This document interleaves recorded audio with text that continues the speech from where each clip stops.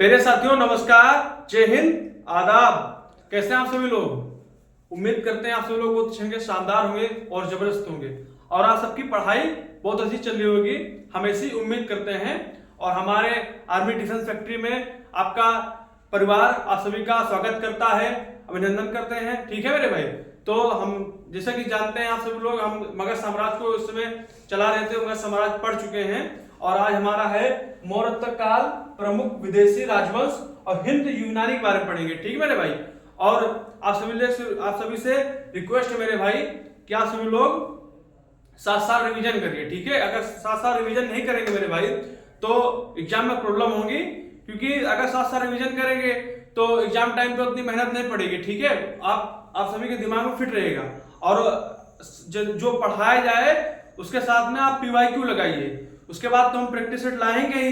History complete होने के बाद हम लाएंगे स्टैटिक जीके पढ़ेंगे।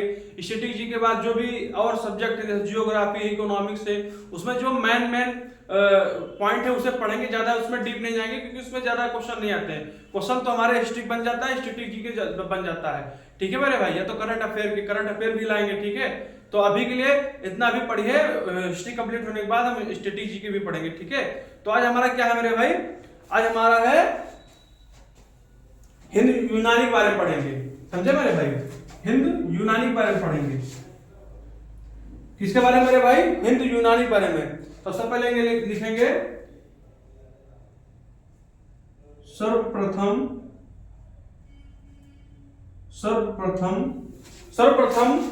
भारत की सीमा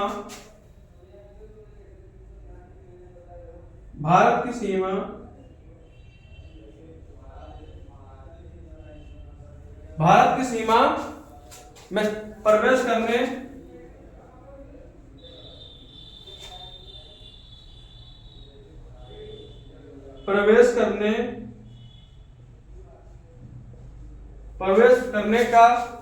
प्रवेश करने का श्रेय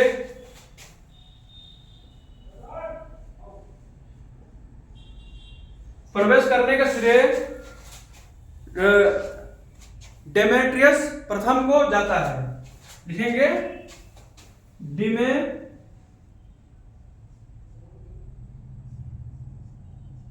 डेमेट्रियस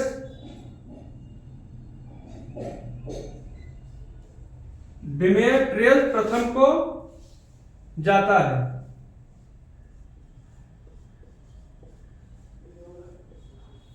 ठीक है मेरे भाई, और इसके बाद देखेंगे हिंद यूनानी शासकों में सबसे विख्यात शासक मिनांडर था। ठीक है मेरे भाई, इसके बाद लिखेंगे हिंद यूनानी शासकों में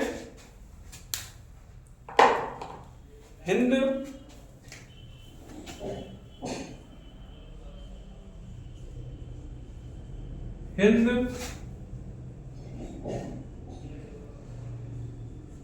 यूनानी शासकों में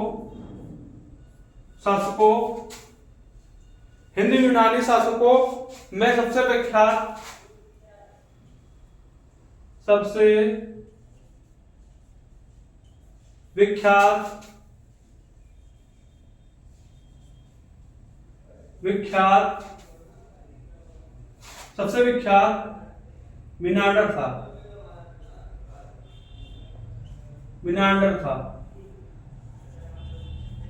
ठीक है मेरे भाई, इतना समझेंगे और इसके बाद में अच्छे से दूसरे पॉइंट पे जाएंगे। इतना नोट कर लीजिए, इधर जगह नहीं मेरे भाई। इसके बाद हम लिखेंगे बौद्ध साहित्य में मिनांडर को मिलिंड कहा जाता है। ये सब इंपॉर्टेंट फैक्ट है मेरे भाई। थोड़ा बहुत यहाँ से भी क्वेश्चन कभी कभी पूछ लेते हैं, तो इसमें अपना डीप नहीं जाएंगे। हम इसके बाद पढ़ेंगे सारे वंश जो हैं, शक वंश, कुषाण वंश हैं, उसके बारे में पढ़ेंगे। ठीक है, तो चलिए हम इसे इरेज कर लेते हैं।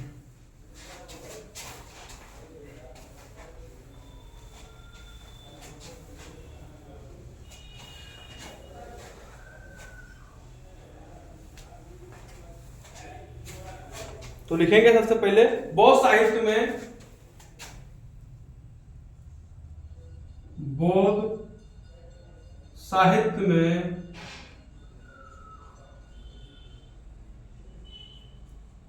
मिनांडर को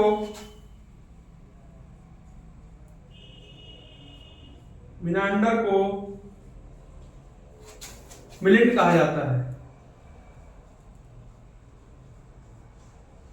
मिलिंड कहा जाता है। ठीक मेरे भाई। और इसके बाद में लिखेंगे बौद्ध ग्रंथ मिलिंद पन्हों में बौद्ध भिक्षु नागसेन तथा मिनांडर के बीच वाद विवाद का उल्लेख मिलता है। ठीक है मेरे भाई। लिखेंगे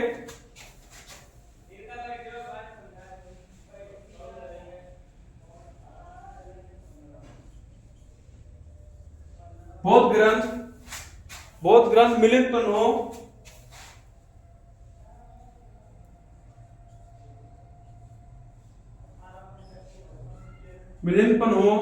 लिखे मिलिंद पन्हों में बौद्ध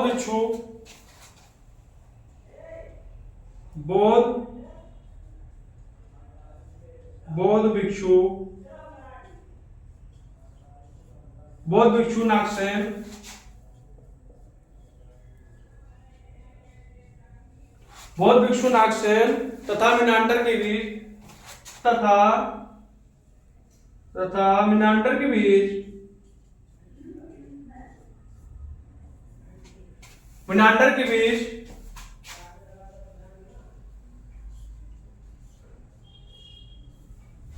बीच वाद विवाद का उल्लेख मिलता है। वाद विवाद का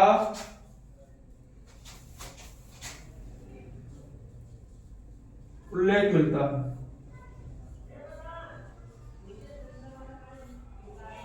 है। ठीक है मेरे भाई, इतना नोट कर लीजिए। ये बहुत इंपॉर्टेंट पॉइंट भाई लिखा रहे हैं जितने लिखा रहे हैं। ठीक है। और इसके बाद लिखेंगे भारत में एक नवीन शैली हेलेनिस्टिक कला हिंदू यूनानियों के द्वारा चलाई गई। ठीक है। इतने ये नहीं लिखेंगे, ये इंपॉर्टेंट नहीं है। लिखेंगे इसके बाद हम लिखेंगे भारतीय रंगमंच यौनिका पर्दों का प्रचलन भी हिंदू यूनानियों के द्वारा शुरू की गई। लिखेंगे भारतीय रंगमंच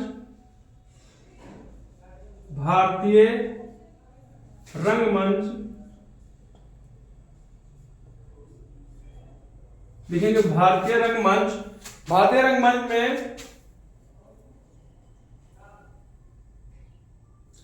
रंगमंच में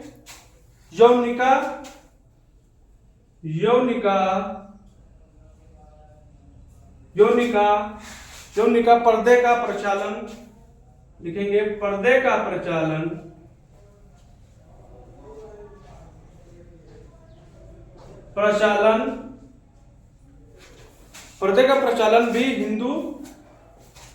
का प्रचलन भी हिंदू यूनानियों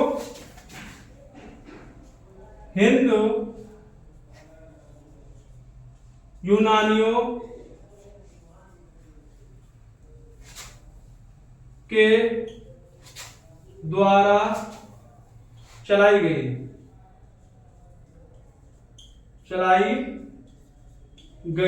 ठीक है, इतना नोट कर लीजिए।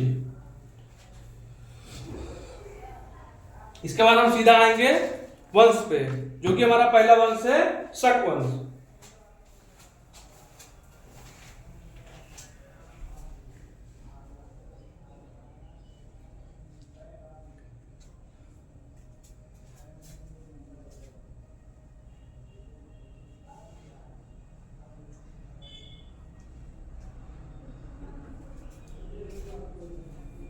उम्मीद करते हैं आप सभी लोग इसका नोट कर लिए होंगे या आप सभी लोग स्क्रीनशॉट ले लिए होंगे। तो चलिए हम इसके बाद हम पढ़ेंगे शक वंश को। और जो जितने भी वंश इसमें हम पढ़ेंगे, हम सबसे इंपॉर्टेंट मानेंगे गुप्त वंश को, और उसे कब हम पढ़ेंगे। आज तो हम शक वंश कुषाण वंश को समझेंगे, पढ़ेंगे, और कभी कभी क्वेश्चन पूछ लेते हैं इसमें से, मगर ज्यादातर क्वेश्चन गुप्त वंश से आता है यहाँ से। ठीक है, तो गुप्त वंश को अच्छे से कल पढ़ेंगे। और आप सभी से रिक्वेस्ट मेरे भाई कि आप सभी लोग जो भी क्लास पीछे नहीं लिए हैं, पहले आप सभी लोग उसे क्लास लीजिए, उसके बाद यहाँ आइए। समझे ना, क्योंकि अगर आप सभी लोग एक फ्लो में नहीं चलेंगे, सीरियल वाइज नहीं चलेंगे, तो फिर समझ में नहीं आएगा कुछ क्या चल रहा है, क्या पढ़ाया जा रहा है, कुछ समझ में नहीं आएगा। ठीक है, चलिए हम सबसे पहले लिखेंगे शकवंश।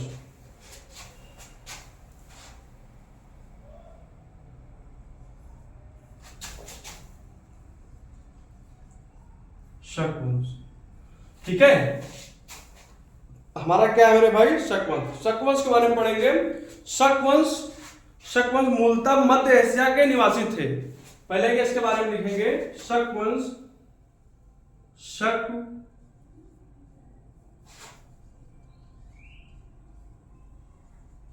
मूलतः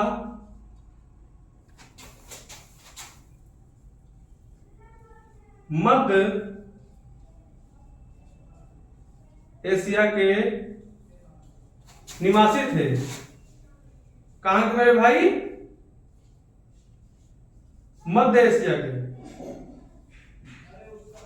ठीक है, और उसके बाद में शक बोलन दर लिखेंगे, शक बोलन दर्रे से आए थे। लिखेंगे सबसे पहले शक, शक बोलन दर्रे से आए थे। ठीक है मेरे भाई, ये सब बहुत इंपॉर्टेंट है इसके लिए। ठीक है, और शकों में शकों का सबसे प्रतापी राजा रुद्रदामन था। ठीक है, लिखेंगे शकों का सबसे प्रतापी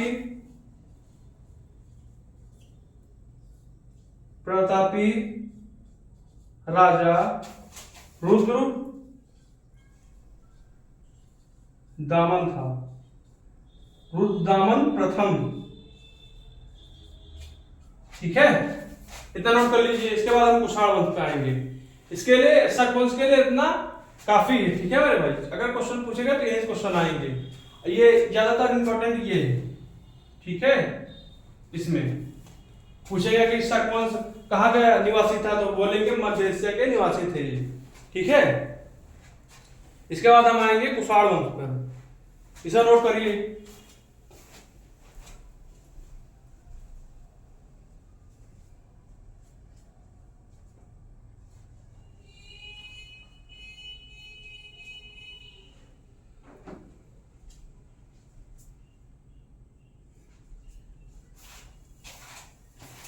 तो चलिए हम इसे इरेज कर लेते हैं। इसके बाद हम पढ़ेंगे कुषाण वंश। क्या पढ़ेंगे मेरे भाई, कुषाण वंश।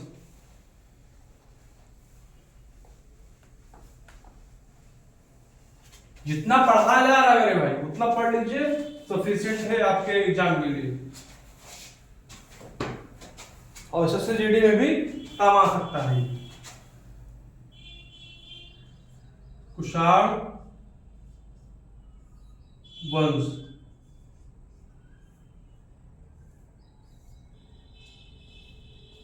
ठीक है, कौन सा हमारे भाई, कुषाण वंश है। तो जो कुषाण वंश का संस्थापक था ये कुसुल कड़फिसेस था। ठीक है मेरे भाई, कुसुल कड़फिसेस था। ठीक है मेरे भाई, सबसे पहले लिखेंगे संस्थापक। इसका जो संस्थापक था, संस्थापक कुसुल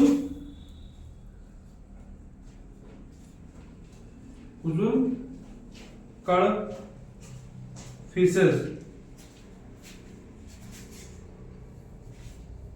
ठीक है मेरे भाई, इसके बाद लिखेंगे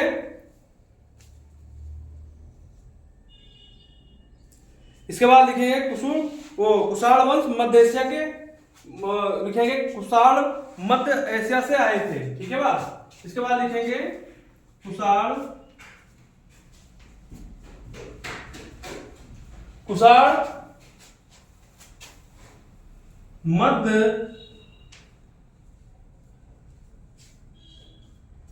मध्य एशिया से आए थे। ठीक है मेरे भाई। और इसके बाद में लिखेंगे इसका जो वास्तविक संस्थापक था विम कर्फिशर था। ठीक है मेरे भाई, इसका जो वास्तविक संस्थापक था विम कर्फिशर था।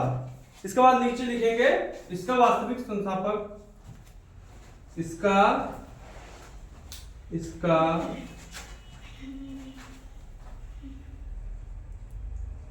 वास्तविक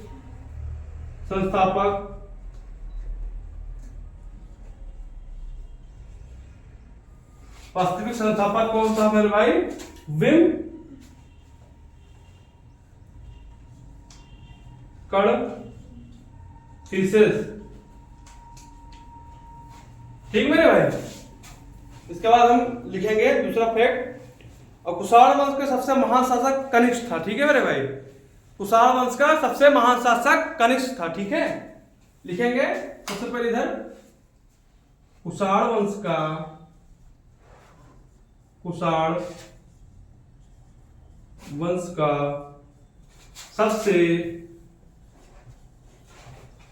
सबसे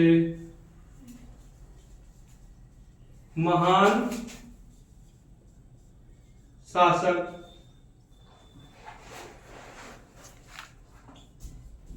कनिष्क था। ठीक है मेरे भाई, ठीक इतना समझ में आया। और इसके बाद में लिखेंगे कनिष्क का उपनाम क्या है मेरे भाई? पहले इतना नोट कर लीजिए। उसके बाद लिखेंगे कनिष्क का उपनाम क्या है। तो कनिष्क का उपनाम क्या है मेरे भाई? द्वितीय अशोक था। ठीक है, इसका उपनाम था द्वितीय अशोक।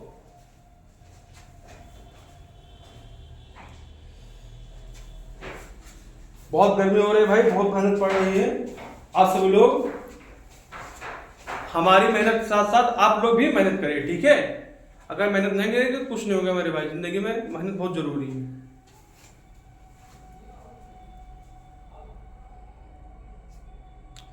तो चलिए हम इसे इरेज कर लेते हैं। उसके बाद मेरे कुछ पॉइंट रह गए हैं, उसे नोट करेंगे। और इसके बाद हम कल क्या पढ़ेंगे मेरे भाई? गुप्त वंश पढ़ेंगे। और गुप्त वंश को बेहतरीन अंदाज में, बेहतरीन तरीके से पढ़ेंगे, जो कि बहुत इंपॉर्टेंट है। एग्जाम के लिए तो बहुत इंपॉर्टेंट है। क्वेश्चन तो वहां से पक्का है, बनना ही बनना है। चाहे कोई भी शिफ्ट में क्वेश्चन आए तो आएगा। ठीक है। तो कुषाण वंश के सबसे महान शासक पढ़ ही लिया। तो कौन था मेरे भाई? कुषाण वंश का सबसे महान शासक कनिष्क था। ठीक है मेरे भाई। और कनिष्क का उपनाम क्या है मेरे भाई? कनिष्क का उपनाम था क्या मेरे भाई?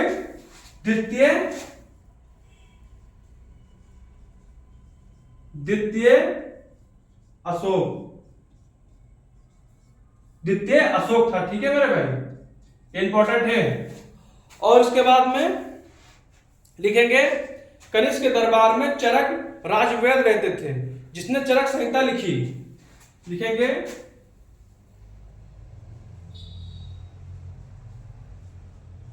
कनिष्क के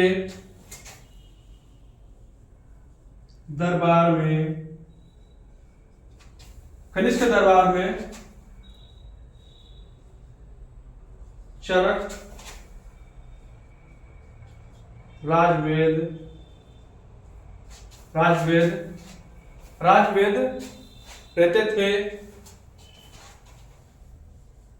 चरक राजवेद रहते थे, जिसने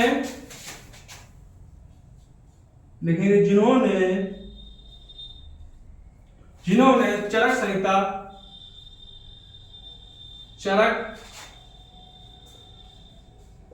संहिता नामक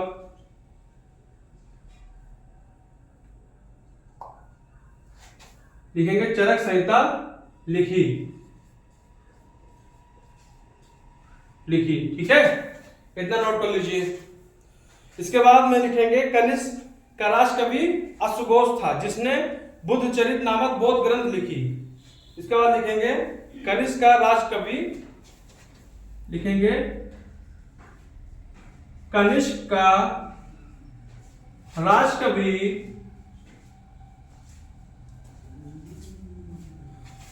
इसका राजकवि कौन था मेरे भाई? इसका राजकवि अश्वघोष था। अश्वघोष था जिसने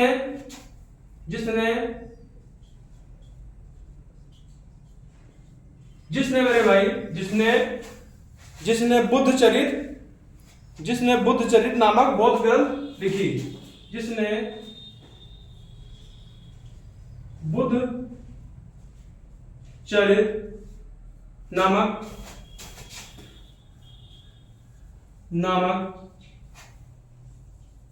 बौद्ध ग्रंथ लिखी। ठीक है, इतना नोट कर लीजिए। जो पढ़ा है बहुत इंपॉर्टेंट है, ये तो पक्का इंपॉर्टेंट है। ठीक है, इसका राजकवि पूछेगा अश्वघोष किसके दरबार के राजकवि थे, तो बोलेंगे उसमें कनिष्क उसका राजकवि था। ठीक है, ये कनिष्क राजा, जो कनिष्क यहाँ के जो शासक था कनिष्क, इसका राजकवि कौन था मेरे भाई? तो अश्वघोष थे। ठीक है, इसके बाद हम लिखेंगे लास्ट पॉइंट, कुषाण वंश का अंतिम शासक। इसके बाद मेरे भाई कुषाण वंश का अंतिम शासक लिखेंगे। इसके बाद हम पढ़ेंगे अगली क्लास में, और ये हमारा अंतिम पॉइंट है, और हम इसके बाद अगली क्लास में मिलेंगे। हम इसको पढ़ने के बाद अपनी वाणी को विराम देंगे। उसके बाद हम कल पढ़ेंगे क्या मेरे भाई? गुप्त वंश को अच्छे समझेंगे, बेहतरीन अंदाज में, बेहतरीन तरीके से, जो कि वहां से क्वेश्चन पूछ लेते हैं। लिखेंगे कुषाण वंश का अंतिम शासक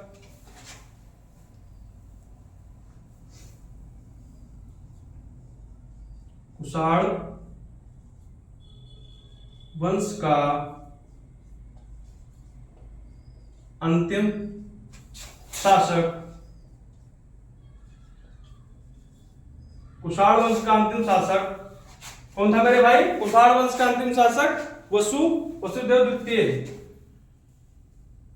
जिसे वासुदेव द्वितीय कह देते हैं। वासुदेव द्वितीय। ठीक है मेरे भाई,